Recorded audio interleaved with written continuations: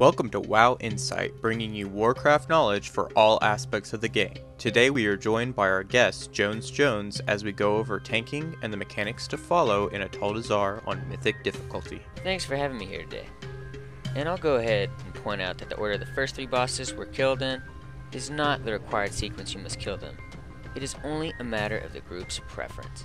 Jumping right into the first boss, we have Razan, the giant bone-covered T-Rex. To begin, the most notable point to start tanking the boss is, of course, positioning.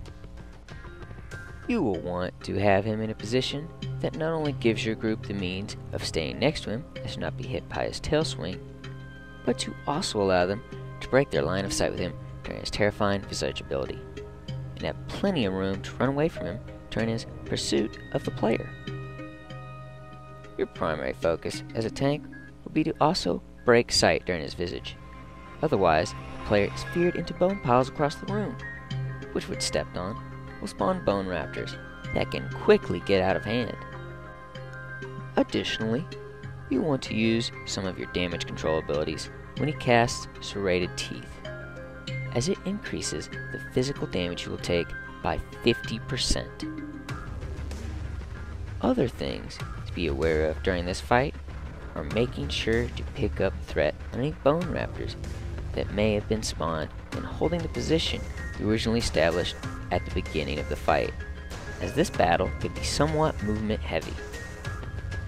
Overall, this boss is not a very big challenge, as long as you keep these things in mind and create a solid plan of attack beforehand.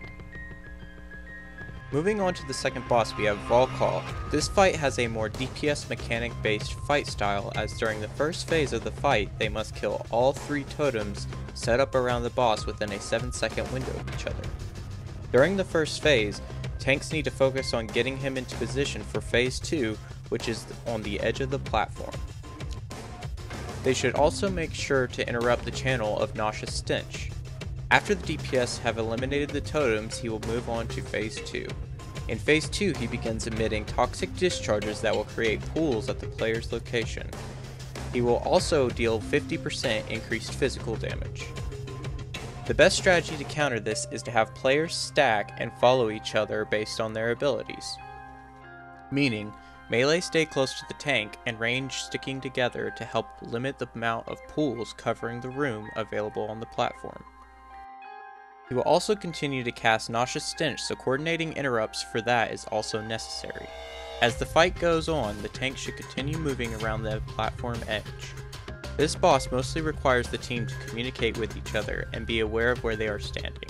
Next up is Priestess Aluza. On this fight, one of the best things for a tank to do is be aware of the stages that the priestess is in.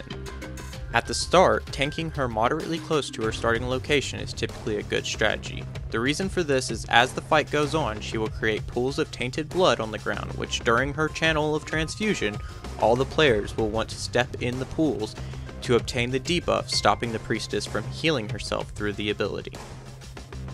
However, prior to transfusion, she will summon a Spirit of Gold, which needs to be killed before it reaches any of the pools of blood, as it removes them from the field. The nice thing about the Spirit of Gold is that it can be stunned, CC'd, and knocked back, giving plenty of time to kill it. Additionally, players must be aware and dodge the corrupted gold orbs that are continuously moving around the field.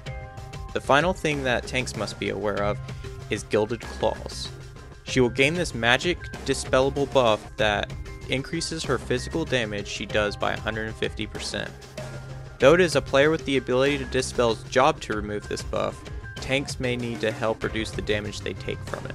Finally, going into the final boss, Yasma, we have another fight that requires coordination from the entire team.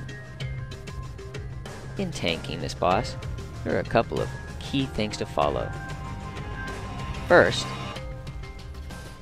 keep her far enough away from the group as to allow everyone plenty of time to deal with their clones that she will eventually create using Soul Rend.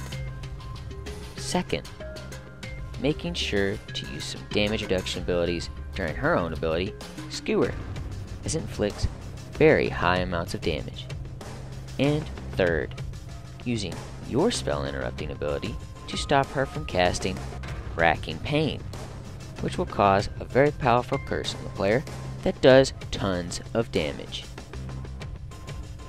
Another thing that can really help make the fight go much smoother is being aware of the shadow spiders that are crawling around you and trying to move to a location with little to no spiders. As if and when stepped on by the player, they will explode, dealing a fair amount of damage and leaving a shadowy puddle on the ground that will, you guessed it, deal even more damage if walked through. In general, this boss can be easily taken down with good communication and awareness all around. Overall, this is one of my favorite dungeons to run, as the mechanics are a lot of fun and you are rewarded with an easy clear if you follow them. So that wraps it up for today's video. We hope this helps you get out there and clear some keystones. We want to thank our special guest Jones for being here again today. You've been watching WoW Insight, and this is Kyle wishing everyone happy holidays.